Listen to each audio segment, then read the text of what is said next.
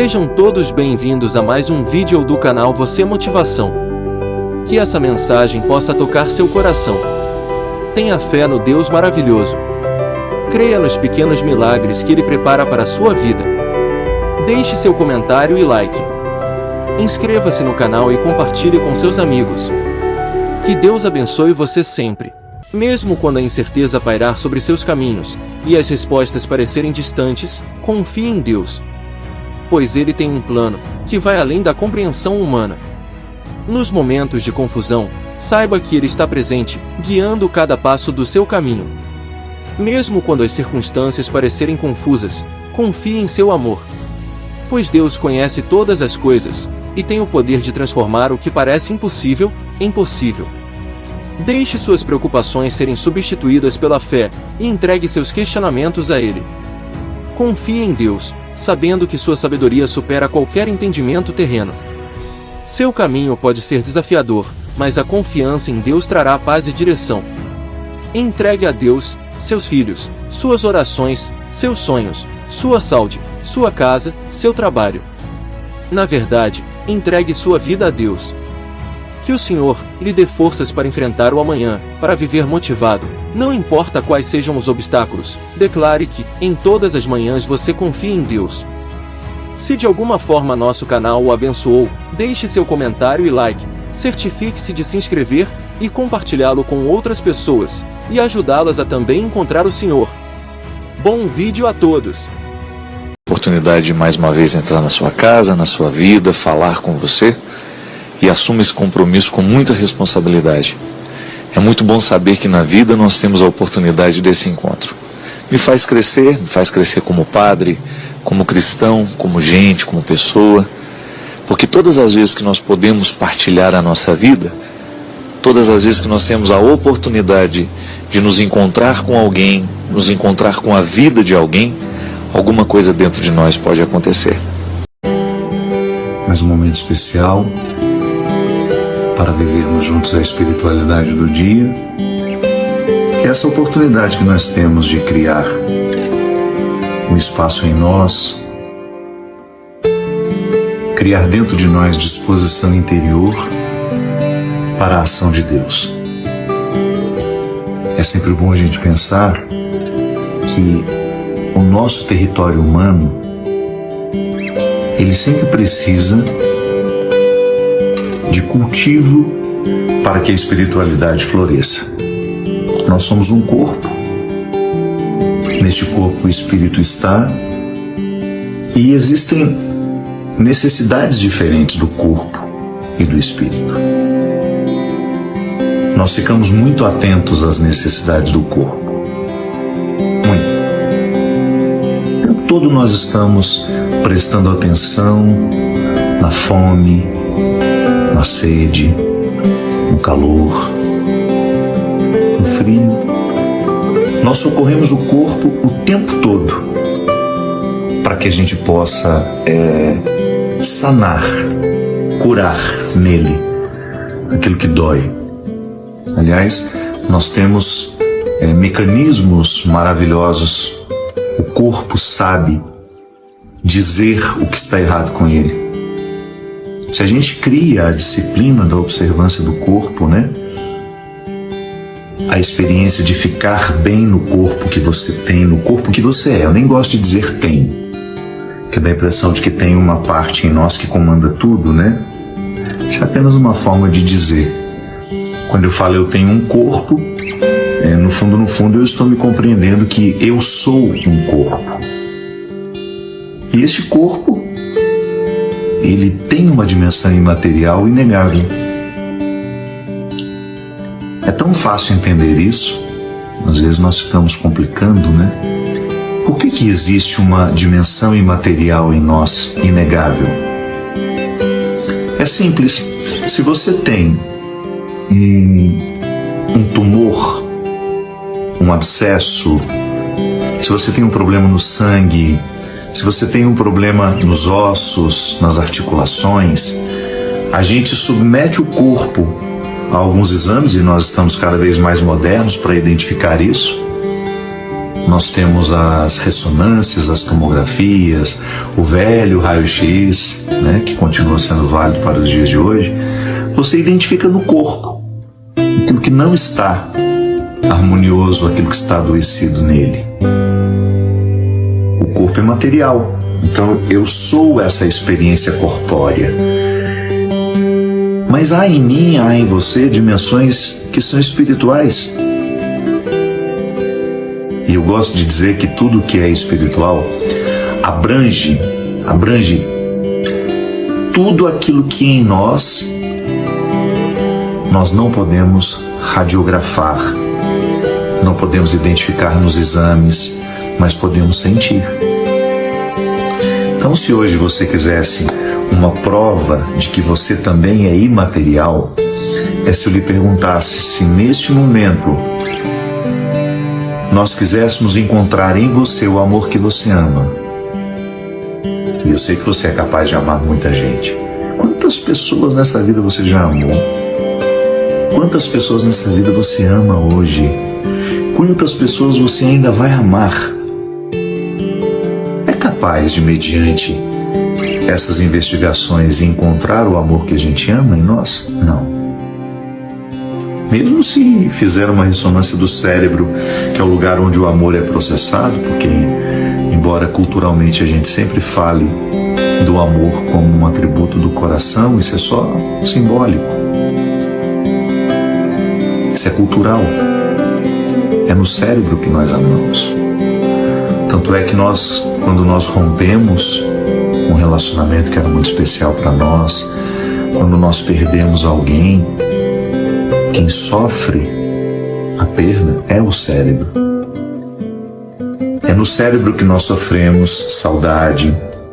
É no cérebro, através do cérebro, por ele, através dele, com ele. Essas preposições que são naturalmente teológicas, por, com, em, entre. É no cérebro que nós sentimos os desconfortos. É ele que joga no corpo, claro. E o cérebro tem um comando tão fascinante sobre o corpo que ele é capaz até de, mediante o sofrimento que ele está, mediante a pressão, né, que emocionalmente ele está recebendo, é no cérebro que nós processamos as emoções, ele pode até adoecer o corpo. Quando se estende muito tempo o sofrimento, a dor, a perda, os canais nos ensinam que até o luto é processual. Quando a gente perde, naturalmente a gente começa um processo de organização do luto. E às vezes, dependendo de como estamos, nós ficamos durante muito tempo naquela fase que já deveria ter sido superada. É o momento que a gente precisa de ajuda.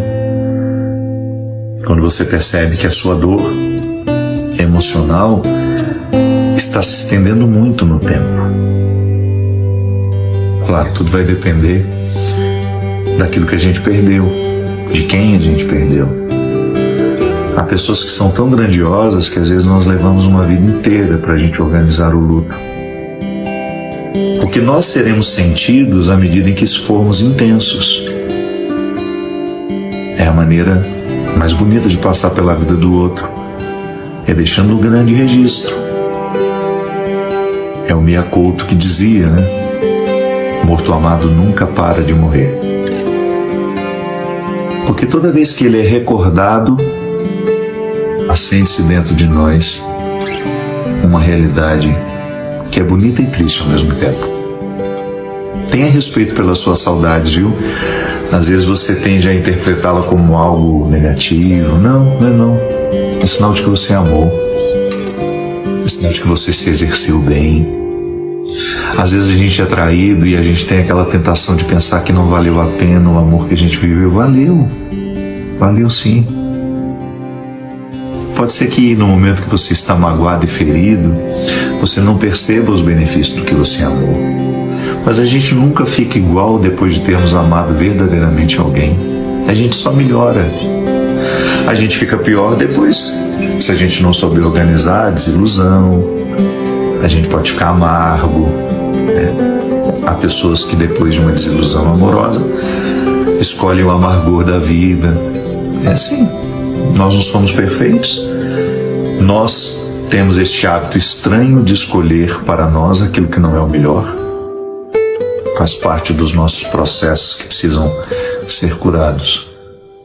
Tudo isso para dizer que há em nós uma realidade imaterial que transcende o corpo, que sai do corpo. Então você não precisa nem acreditar em Deus para reconhecer a dimensão espiritual da sua vida. Você é feito de imaterialidades.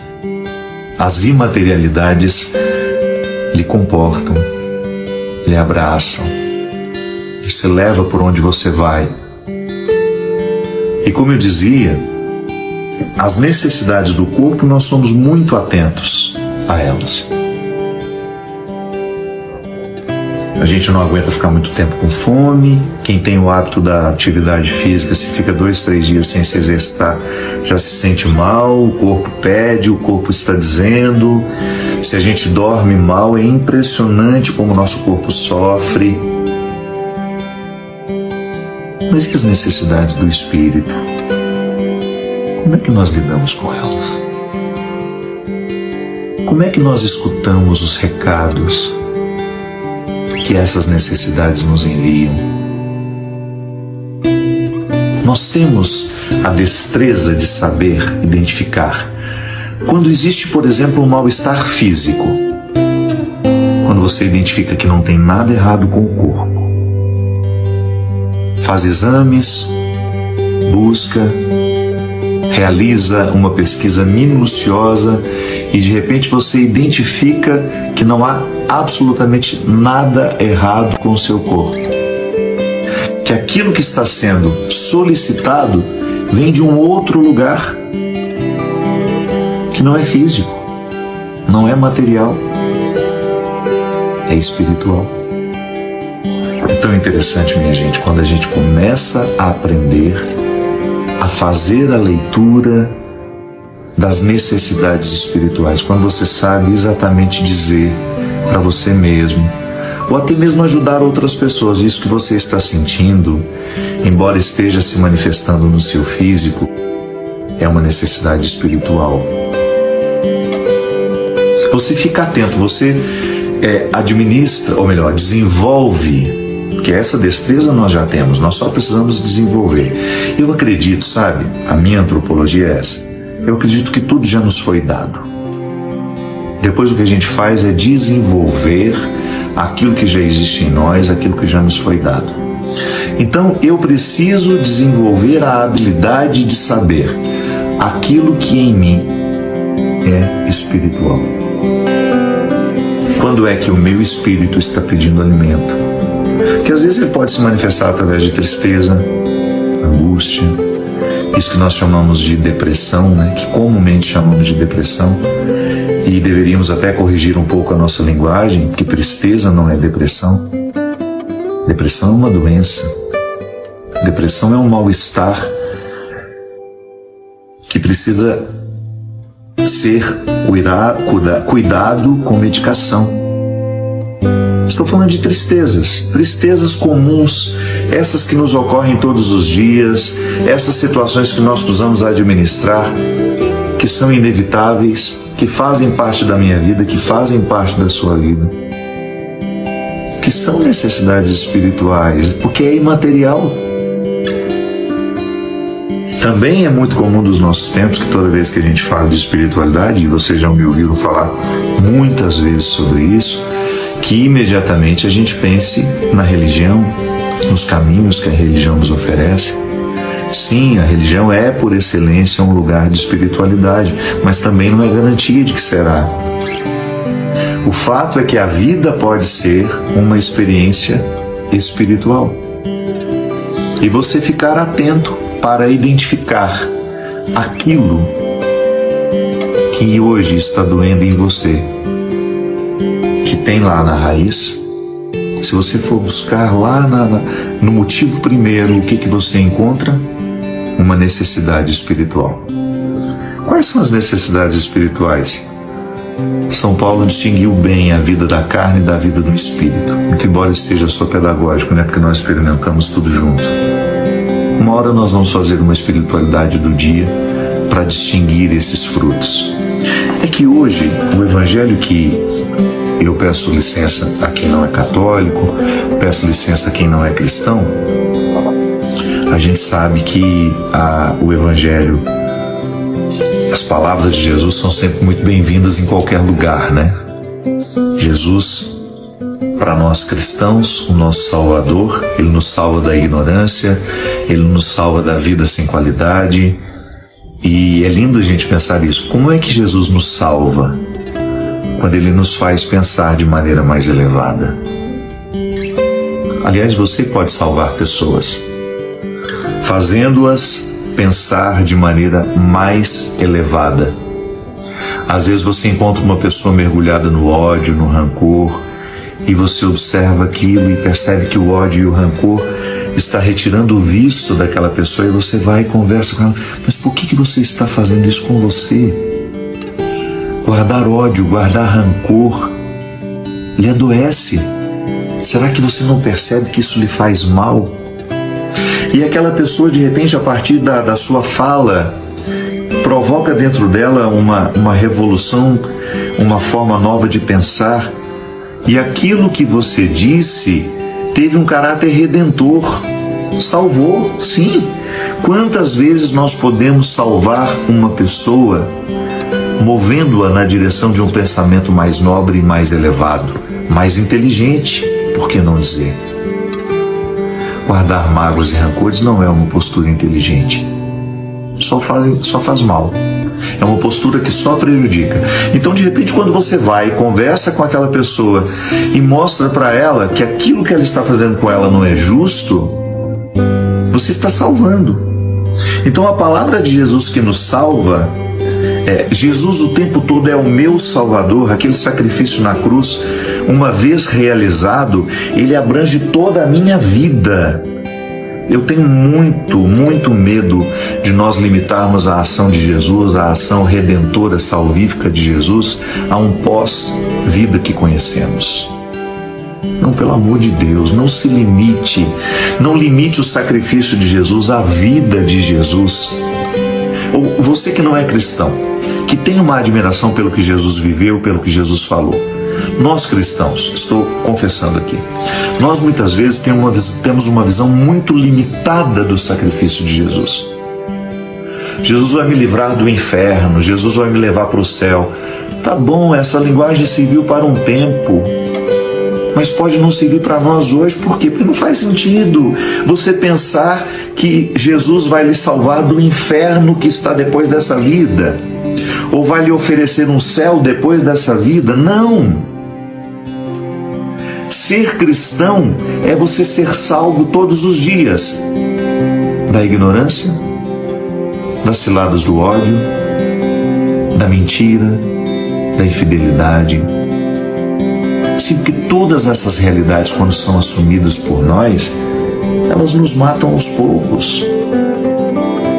E quando eu, movido pelo conselho de Jesus a não guardar dentro de mim o ódio, a não ser um praticante da injustiça, a não ser um homem mentiroso, a não ser um homem que engana, a não ser uma pessoa que rouba, que expolia o que é do outro, que fala mal do outro, que julga.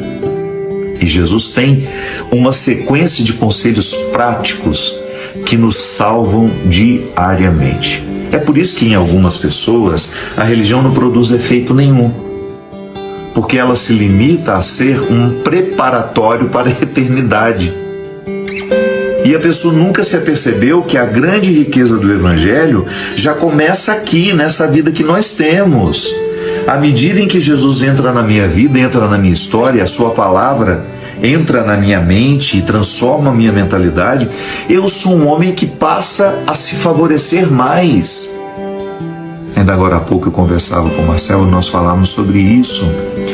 toda vez que nós ficamos pessoas melhores, antes de beneficiar os outros com a nossa mudança, quem verdadeiramente, essencialmente está sendo beneficiado somos nós. Porque quando nós somos pesados para nós, consequentemente nós somos pesados para os outros. Mas você está sendo pesado para você. Eu, quando insisto nos meus defeitos, nas minhas mazelas, quando eu fico aqui cultivando o que eu tenho de pior, eu viro um peso para mim. E quando eu sou um peso para mim, eu perco a qualidade da vida. Por isso que nós falamos que é tão importante a gente estar atento às necessidades do espírito, da alma, da mente. Chame da maneira como você quiser. Eu gosto de falar espiritual, porque quando eu falo espiritual, na minha cabeça eu estou recrutando o meu conceito de alma. Eu sou corpo, sou alma. Mas essa alma, esse corpo físico, tem um lugar, tem um cérebro que é capaz de me dar 1000 possibilidades, infinitas possibilidades. Tanto é que a gente só usa umas porcentagens dele, que nós chamamos de mente, que é o poder que eu tenho de controlar. Quanto mais evoluído eu estiver, maior será o controle da mente, maior será a minha capacidade de utilizar dos poderes da mente. Há pessoas que movem objetos pelo poder da mente. Há pessoas que são capazes já de se autocurarem de dor, conseguem ter um controle tão impressionante de si mesma que são capazes de controlar a própria dor. Há pessoas mais evoluídas do que nós. Então nós estamos falando disso. Quando eu falo das minhas necessidades espirituais, eu estou abrangendo tudo aquilo que na minha vida me dá condições de ser um homem melhor. Como? Através das minhas escolhas, através daquilo que eu construo, daquilo que eu deixo. Sim, porque às vezes nós temos uma visão muito positiva. A gente acha que construir é somente trazer, assumir, querer, né? Não. A construção também consiste em deixar partir, em abrir mão, em você honestamente olhar para tudo aquilo que está diante de você e dizer: isso aqui me diz respeito. Isso aqui, por mais maravilhoso que seja, não é para mim, porque vai me encarcerar, vai me exigir demais, e esse exigir demais não será justo com aquilo que eu estou escolhendo viver. Quantas pessoas escolhem ganhar menos assim? Optam por viver melhor. Então, espiritualmente, eu vou fazendo as minhas escolhas. E é tão maravilhoso, minha gente, quando você começa a perceber que a fé na eternidade lhe inspira um cuidado com a vida térrea. Não é alienada. A nossa fé cristã não pode ser alienada. Se for alienada, não é cristã. Porque Jesus não foi alienado. Jesus não foi um homem alienado. Sim, porque quando nós falamos da manifestação divina, a encarnação do Verbo no homem Jesus, nós estamos falando de tudo que ele viveu, inclusive humanamente. Jesus não foi um religioso alienado. Ele não viveu a sua religiosidade de forma alienada, pelo contrário. Tinha uma percepção maravilhosa do pecado. Tinha uma percepção generosa da fragilidade do outro. Nunca usava a fragilidade do outro para envergonhá-lo ou para sentir-se melhor que alguém. Não. Jesus passou entre nós inspirando vida nova. Ele olhava para aquela prostituta que estava desacreditada de todos, jogada ali naquele chão, naquela humilhação, naquela miséria, e convencia aquela mulher a sair daquele estado de vitimismo, ou até mesmo daquele estado de condenação que ela estava aceitando. E soprava no ouvido dela um novo mandamento: volte a se amar. Você já deve ter me escutado falar isso. Hoje eu atendo menos confissões. Na época que eu atendia muito, Toda vez que eu tinha a oportunidade de absolver sacramentalmente os pecados de alguém, eu gostava de me imaginar dizendo: volte a se amar. Sim, o pecado traz tanto autodesamor. Pode observar como que os nossos ciclos viciosos de erros vão expulsando o nosso amor próprio. Como os nossos fracassos, quando não bem vividos, quando não bem interpretados, eles se transformam num obstáculo à nossa capacidade de cuidar de nós mesmos. Quantas vezes? Seja capaz de reconhecer para você. Às vezes a gente tem dificuldade de reconhecer para o outro, mas também para nós. Quantas vezes você foi o seu pior algoz? Quantas vezes você se desprezou terrivelmente? Fez consigo aquilo que você nunca gostou que os outros fizessem? Te humilhassem, te desprezassem. E você fez. Os piores tratamentos, quem nos oferece não são os outros. Somos nós mesmos. Eu sou a pessoa que mais me despreza. Eu sou a pessoa que menos acredita em mim. E aí eu reclamo: vocês não acreditam em mim. Vocês não me dão uma oportunidade. Mas você acredita em você? Você se dá a oportunidade? Nós temos uma facilidade enorme de projetar para fora aquilo que nós estamos vivendo interiormente. Quem muito se despreza, pouco se ama. Não sobra tempo para se amar. Então, quando eu preciso passar no crivo as escolhas que eu estou fazendo, eu vou esbarrar o tempo todo nisso, em situações que muitas vezes expressam o meu desamor pelos outros, mas sobretudo por mim. O Evangelho de hoje, voltamos aqui, eu comecei a falar e fui multiplicando a conversa, é um Evangelho muito conhecido de nós cristãos. É uma historinha muito simples, mas que nos ensina muito. É uma história que nós já ouvimos muitas vezes, mas que valeria a pena lembrar.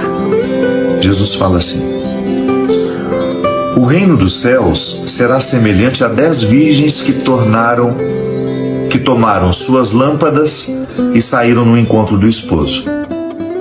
Saíram ao encontro do esposo. 5 delas eram insensatas e 5 prudentes.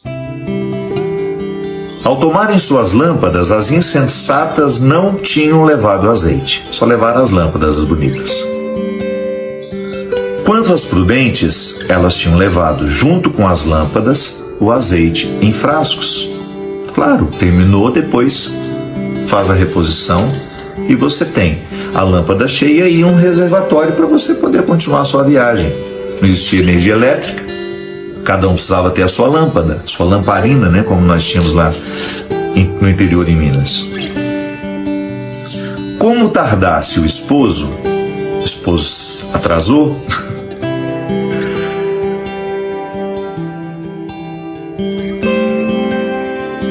todas elas sentiram sono e adormeceram. O homem demorou, todo mundo caiu no sono e dormiu. Então, no meio da noite, ressoou um grito: eis o esposo, saí ao seu encontro. Então, todas essas moças despertaram e aparelharam suas lâmpadas. As insensatas disseram às prudentes: dai-nos do vosso azeite, porque nossas lâmpadas se apagam. As prudentes responderam: de modo algum, não haveria bastante para nós e nem para vós. Ide antes à casa dos fornecedores e comprai, para que podeis continuar a viagem. Enquanto elas iam comprar, atrasadas, deixaram tudo de última hora, o esposo chegou, as que estavam entraram com ele na sala do festim nupcial e a porta foi fechada. Finalmente chegam por sua vez as outras virgens e dizem: Senhor, abre-nos a porta. Mas ele respondeu: em verdade vos digo, não os conheço.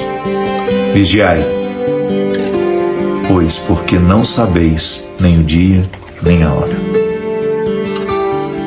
Essa história pode parecer um pouco estranha do ponto de vista cultural, porque nós não temos essa história de um esposo para muitas noivas. Eu só quero que você se atente ao fato de que nós podemos nos colocar dentro desse evangelho assim. Todos nós fomos convidados a uma grande recepção, a uma festa. Só que para chegar a este lugar da festa, nós vamos precisar esperar por um guia. Nós não sabemos chegar sozinhos. O guia se atrasou, uma parte de nós se preparou bem para a viagem, como lá em Minas a gente se prepara bem, os mineiros que estão me acompanhando sabem muito bem como nós preparamos uma viagem. A gente começa já a fazer aquela farofa de pescoço de frango umas 3 dias antes. Me lembro? Quando a gente vinha para Aparecida do Norte, em Romaria, meu Deus do céu, mas nossa viagem a gente começava a preparar uma semana antes. Mas tem aquele grupo que não está nem aí, fica fazendo outras coisas e depois, não, está na hora de ir. E sai somente com o óleo que existe naquela lamparina. Quando na verdade o caminho é longo, precisaram parar para esperar o guia, e quando o guia chegou, elas não tinham o suficiente para darem continuidade à viagem. Num primeiro momento, o Evangelho parece que vai nos fazer pensar assim, mas não seria mais generoso dessas que têm a reserva dividir um pouco com as outras? Mas Jesus já assim, imediatamente já nos livra dessa imposição da caridade, porque às vezes as pessoas nos impõem a caridade assim, exigindo o injusto. Não seria justo com aquelas que foram prudentes. E Jesus não tem nenhum receio em dizer: aquelas que se prepararam para a viagem não tinham a obrigação de passar o conteúdo do que elas haviam reservado, porque passando para outra, iria faltar para ela. Gente, isso é tão revolucionário, isso é tão libertador. Nós estamos falando justamente sobre isso daqui. Quantas vezes nós queremos oferecer para o outro o que não é de direito nosso oferecer? Quantas vezes nós queremos corrigir a imprudência do outro, retirando-nos o direito de fazer o que é certo, aquilo que nós nos preparamos? Sim, porque eu poderia muito bem ser generoso e depois ficar no escuro e não conseguir chegar ao local. De não conseguir, porque o meu guia me atrasou, ele se atrasou, não chegou no tempo, eu não fui, não consegui. Fiquei no meio do caminho com aqueles que não se prepararam. Interessante porque uma das regras do bem viver é estar constantemente preparado para aquilo que a vida vai lhe pedir. E eu sei que é muito fácil na vida a gente assumir uma postura de que nós seremos sempre carregados pelos outros. Eu acho que você convive com gente assim. Eu acho que você já passou pela experiência de ter que lidar com aquela pessoa que nunca faz a sua parte e sempre espera que nós façamos por ela. Já começou assim lá na escola, quando a gente tinha aquele grupo de trabalho onde 2 ou 3 se dedicavam muito e o restante só colocava o nome. Quantas vezes nós somos escravizados assim? Às vezes até para sermos queridos. Em muitos momentos isso acontecia e nós podemos reconhecer. Em muitos momentos nós carregamos os nossos chupins porque a gente queria ter um pouco da amizade deles, então fazer o trabalho por eles era uma forma da gente, uma ilusão, né? Uma bobagem. Mas quantas vezes na nossa vida nós precisamos conviver com quem não queria ter o trabalho do preparo, de alguma forma. E eu sei que religiosamente, muitas vezes nós fomos educados para entender que nós precisamos fazer pelos outros o tempo todo. Sim, eu acho que a vida é sempre uma experiência de doação. Mas chega um momento em que você descobre que você não pode doar aquilo que não lhe permitirá chegar ao melhor de si. Há coisas que eu não tenho como dividir. É meu. Eu me preparei para aquilo. Há coisas que você não sabe, não pode, não deveria nunca dividir. Porque é o resultado do que você se empenhou. Eu sei que às vezes a cultura do preparo, ela é para poucos. Eu nunca me assustei com números dos que competem, por exemplo. Você vai fazer um vestibular, quantas vezes eu escutava isso? São 15 mil candidatos para cada vaga. Não é verdade. 90% das pessoas não estão se preparando. 90% das pessoas se limitam a um exercício de mediocridade absurdo. Um deslocamento com só 10% do óleo para chegar do outro lado. Só que na hora de fazer a prova, não adianta você querer dar o seu preparo para quem não se preparou. É disso que nós estamos falando. É disso que Jesus falou naquela hora. Porque no primeiro momento pode dar a impressão de que Jesus está nos ensinando o dizê-lo. Algo que se coloca até contrário ao que ele nos ensinou. Que ele nos disse, não há prova maior do que dar a vida pelo próprio amigo. Tá bom, mas até na doação há um limite, porque é como você querer dar um remédio para um doente que já decidiu morrer. Há buscas que vão lhe colocar num estado de muita solidão, que você não tem como incluir o outro. É aquela velha história, o casamento ele só pode dar certo quando as duas partes lutam por ele.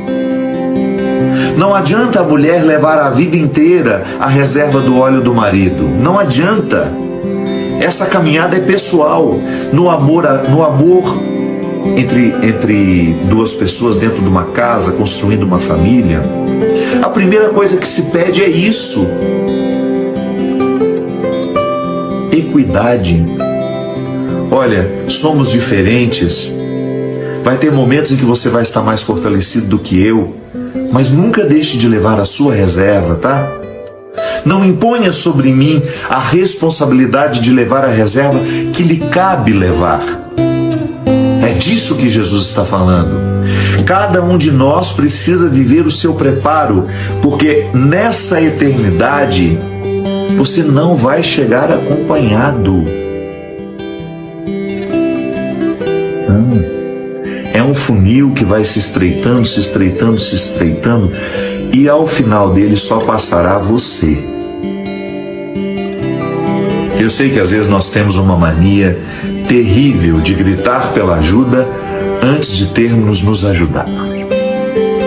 Quantas vezes as pessoas, sobretudo no meu caso, né, como padre, líder religioso que sou, por causa dessa construção cultural que nós muitas vezes somos também responsáveis por isso, que nós padres temos resposta para tudo, que nós temos solução para todos os problemas. Não temos, eu não estou dando conta nem dos meus problemas. Quantas vezes eu quase naufraguei diante dos meus problemas? Eu não tenho essa postura pronta, nunca tive, não quero ter.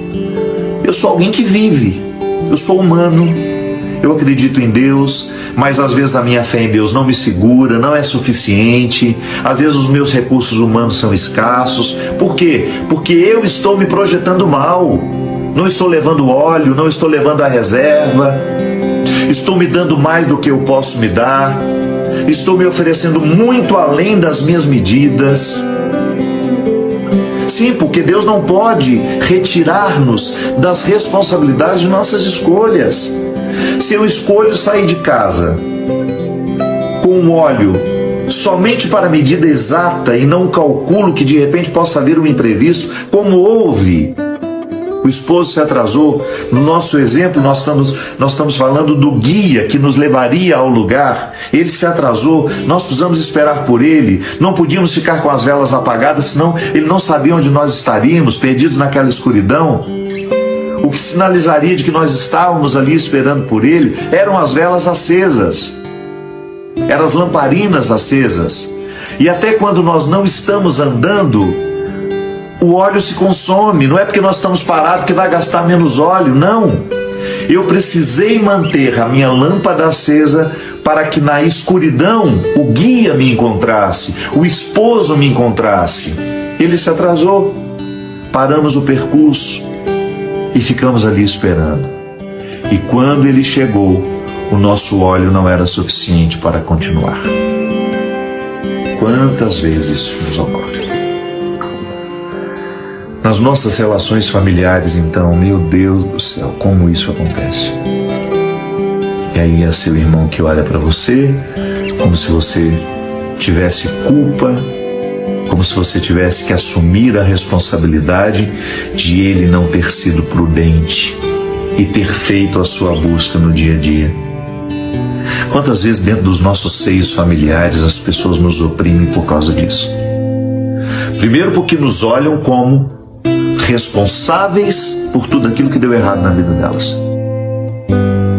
Ou, se não é nos olhando como responsáveis, ou como alguém que terá que necessariamente viver as consequências dos erros que eles cometeram.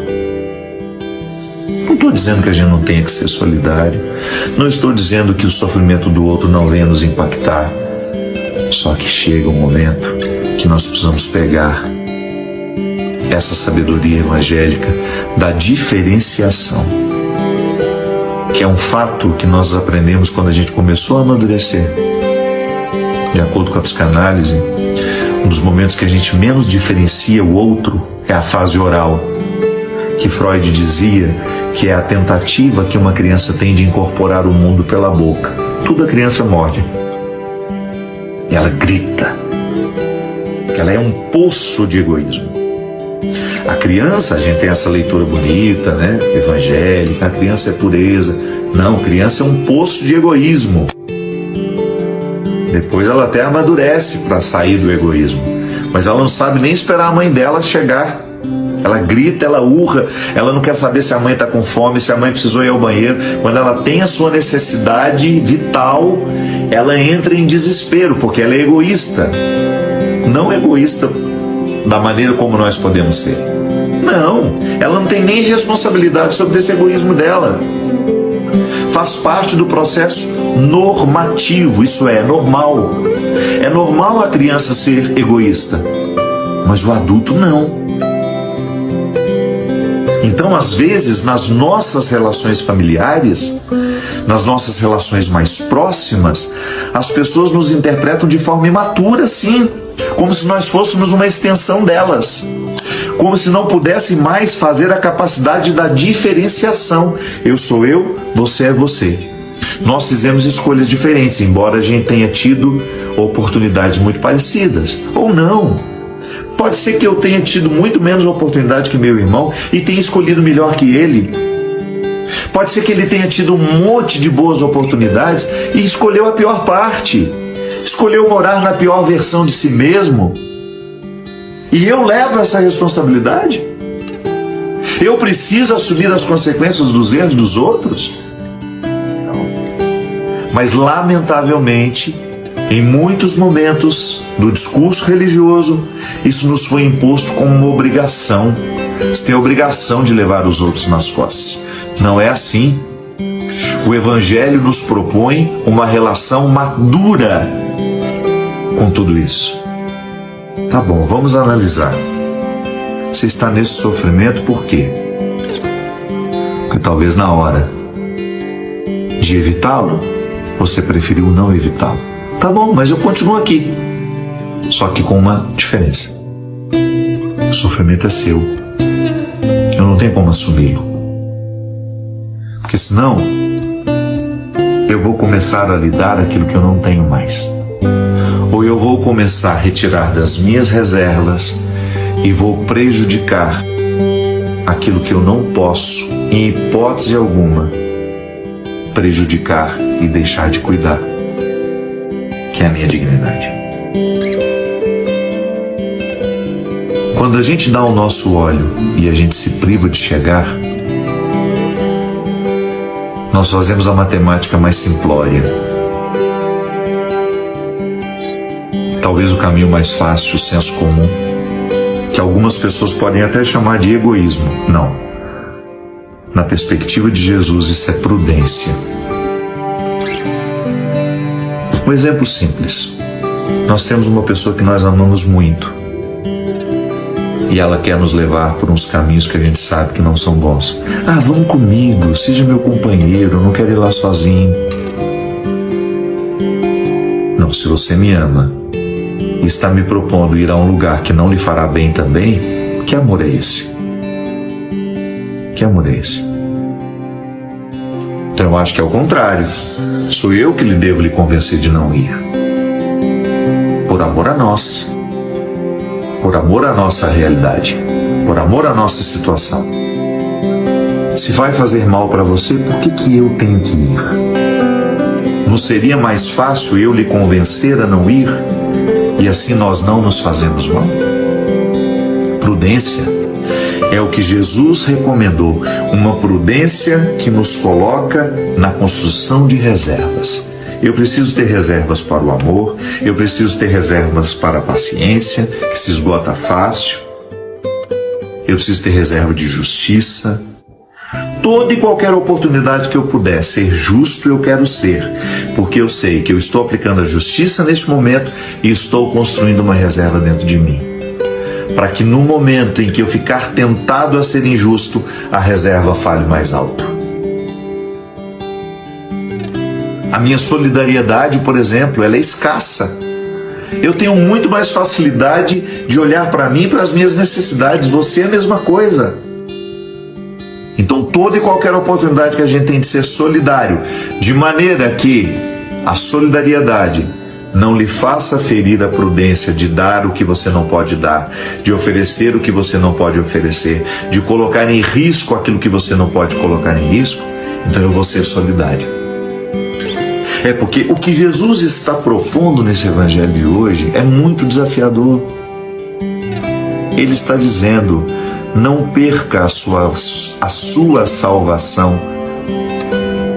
Não perca a sua salvação tentando salvar alguém. Acontece demais. O que está perdido nos leva junto. Tão mais fácil o que está perdido fazer muitos outros ficarem perdidos do que o que está salvo resgatar os que estão perdidos. Então, não abra mão, não negocie aquilo que você sabe que trará condenação na sua vida. Ah, nós somos muito amigos, vamos usar uma droguinha juntos aqui só para você ver como é, pra você entender um pouco o meu mundo. Não. Não abro mão. Não abro mão daquilo que já está salvo em mim. Sou um homem sem vícios. Para que eu vou cavar um vício na minha vida? A prudência que gera reservas. O tempo todo. Às vezes, minha gente, e volta ao início, já quase terminando. Passa rápido, né? Às vezes, a busca pela salvação, a busca pela vida saudável, vai exigir de nós caminhos muito difíceis. Reformulações, reinterpretação do papel do outro na nossa história. E quando nós não fazemos isso, nós vamos ficando cansados. E nós não sabemos por quê. Quantas vezes você identificou isso? Não conseguia identificar o que doía, mas você sabia que doía e muito. E que aquela dor estava provocando em você uma inimizade interior, que não é com o outro. Não, você estava se sentindo seu inimigo. Você estava se sentindo como que criando com você mesmo uma péssima relação. Às vezes, gente, dependendo do grau que isso fica dentro de nós, a ponto de nós queremos tirar a vida. Eu espero que não sejam muitos, Mas eu tenho coragem de perguntar aqui para essas 22 mil pessoas que no Instagram nos acompanham, no YouTube, eu não sei. Em algum momento da sua vida você já pensou em desistir? Você pensou que a morte seria a melhor solução? Eu já. Por que a gente pensa isso? Porque nós esgotamos as nossas reservas. Que até na compreensão do suicídio a psicologia nos ensina.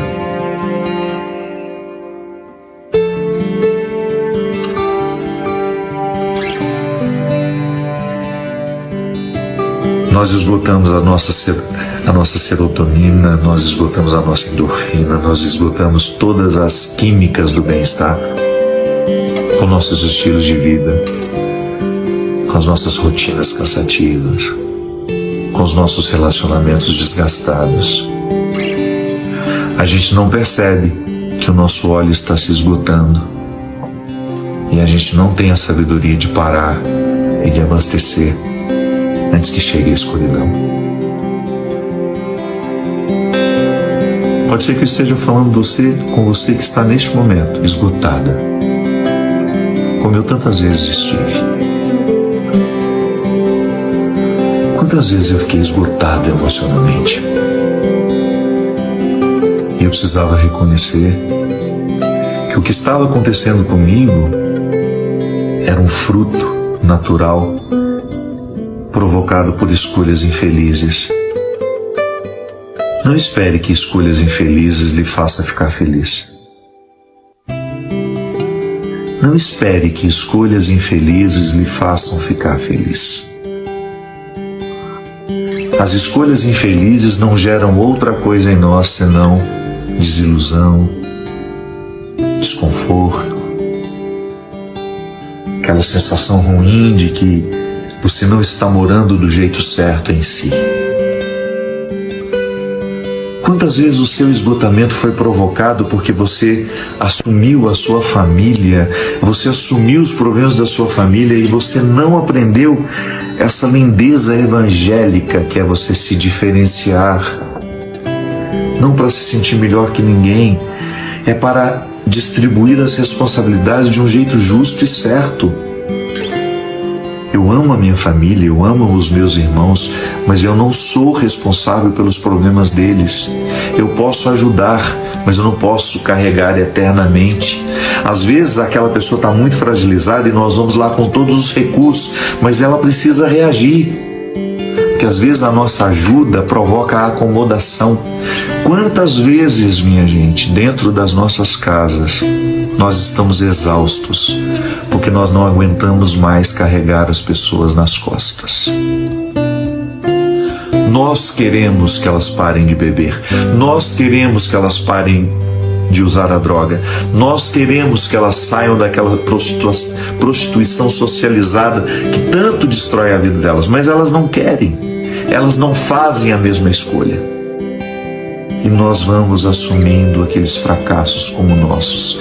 E nós vamos dividindo o nosso óleo e daqui a pouco nós não temos mais para continuar a estrada. Quantas vezes você está esgotado, destruído emocionalmente? Quantas vezes? E você que oferece a tantos não tem a quem buscar. Em quem buscar? E aí você descobre que solidão terrível. Mas não reclame. Fique, como eu sou sozinho, não. Faça a sua busca. E pare de dar aquilo que você não tem. Faça o enfrentamento com as pessoas. Muitas situações só serão resolvidas mediante a experiência do enfrentamento, que é aquela formalização do problema. Que às vezes nós vivemos problemas sem formalizá-los. Nós não falamos sobre eles, nós não pontuamos, nós não colocamos a verdade na mesa. Nós vamos só atropelando. E de vez em quando nós gritamos. Mas gritar não é enfrentar. gritos momentâneos, histerismo, crises de agressividade não são enfrentamentos. Enfrentamentos é quando você veste a sua melhor roupa, convida aquele que é o problema para jantar, pode ser na sua casa mesmo. Você, com muita tranquilidade, olha nos olhos. Pois é, vamos distribuir aqui o que é meu, o que é seu. Eu não sou obrigado a levar sobre mim as suas insatisfações. Eu não sou obrigado a aguentar a sua ira. Se você é uma pessoa infeliz, resolva-se. Eu não vou ser o lugar, o receptáculo da sua infelicidade. Porque eu estou aqui tentando ser feliz. E a sua infelicidade sendo jogada sobre mim o tempo todo é um obstáculo à minha felicidade. Eu tenho uma vida só. Eu quero viver bem a cada dia. Então eu quero lhe dizer que a partir de hoje eu não serei mais o receptáculo da sua ira, da sua infelicidade.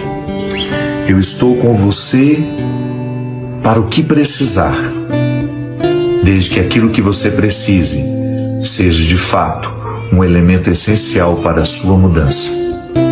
Eu não vou continuar fazendo a manutenção da sua infelicidade. Eu não vou continuar apagando os seus incêndios. Eu não vou continuar fazendo por você aquilo que você precisa fazer. Porque eu também tenho os meus incêndios pessoais a serem apagados. Eu não vou ficar pagando as suas dívidas enquanto você gasta irresponsavelmente. Eu também tenho os meus sonhos a serem realizados. E muitas vezes eu pisei em cima dos meus sonhos porque você foi irresponsável e julgava a sua irresponsabilidade para cima de mim. Eu não farei a manutenção daquilo que em você é doentio. Eu não vou pagar a fatura da sua imaturidade emocional, porque eu não tenho obrigação. Embora nós tenhamos o mesmo sangue, embora estejamos casados, embora sejamos irmãos uns dos outros, eu não tenho a obrigação de ficar pagando aquilo que você não pagou diariamente. Isso é enfrentamento. E com serenidade, sem gritar, mas com autoridade. Eu sei que na cabeça de muitos de nós a autoridade é grito. Não. Autoridade é firmeza na voz, é decisão. Quando o outro percebe que nós estamos decididos a não ficar dividindo mais o nosso óleo e ficando no meio do caminho como ela fica, como ele fica, ele tende a acordar. Muitas vezes os mecanismos doentios são mantidos por nós. O outro só dança, mas quem está tocando a flauta somos nós. Cruel? Eu sei que é cruel. Você acha que é fácil para mim? Quantas vezes eu precisei admitir isso? Que para muitas pessoas que dizem me amar, eu não passo de um caixa eletrônico.